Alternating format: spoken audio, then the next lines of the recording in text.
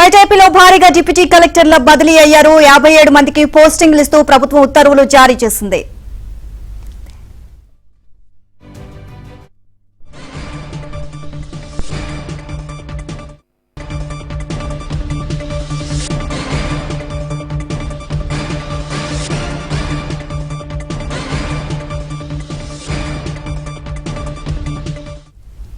ఏపీలో భారీగా డిప్యూటీ కలెక్టర్లు బదిలీ అయ్యారు. 57 మందికి పోస్టింగ్లు ఇస్తూ ప్రభుత్వం ఉత్తర్వులు జారీ చేసింది. ఓవరాల్ గా ఇదే అంశానికి సంబంధించి మరిన్ని అప్డేట్స్ మా కరెస్పాండెంట్ సత్యాన్ని అడిగి తెలుసుకుందాం. సత్య, నీలిమ రాష్ట్రంలో మొత్తం 57 మంది డిప్యూటీ కలెక్టర్లను బదిలీ చేస్తూ ఉత్తర్వులు ఇచ్చారు. 57 మంది కూడా బదిలీ చేస్తూ CS Neerabh Kumar Prasad GORT number 1661 ఇవ్వడం జరిగింది. రాష్ట్రంలో 57 మంది ఆర్డీఓలు ప్రభుత్వం బదిలీ చేస్తూ నిర్ణయం తీసుకుంది.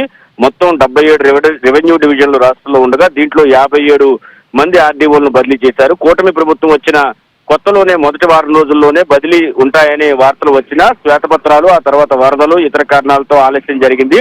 విశాఖపట్నం ఆర్డీఓగా పోలూరు శ్రీలేఖ, భీమిలికి కానాల సంగీత్ మాధుర్, కె ప్రవీణ్ కుమార్ రెడ్డి, భీమవరం జీవి సత్యవాణి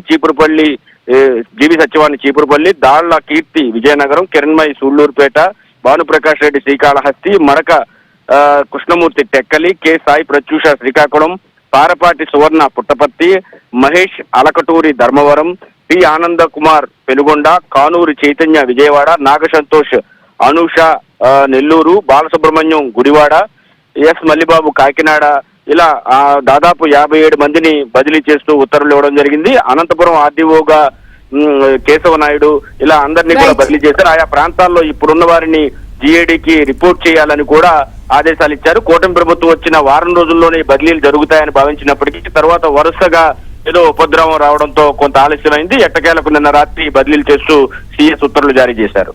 రైట్, థాంక్యూ సత్య.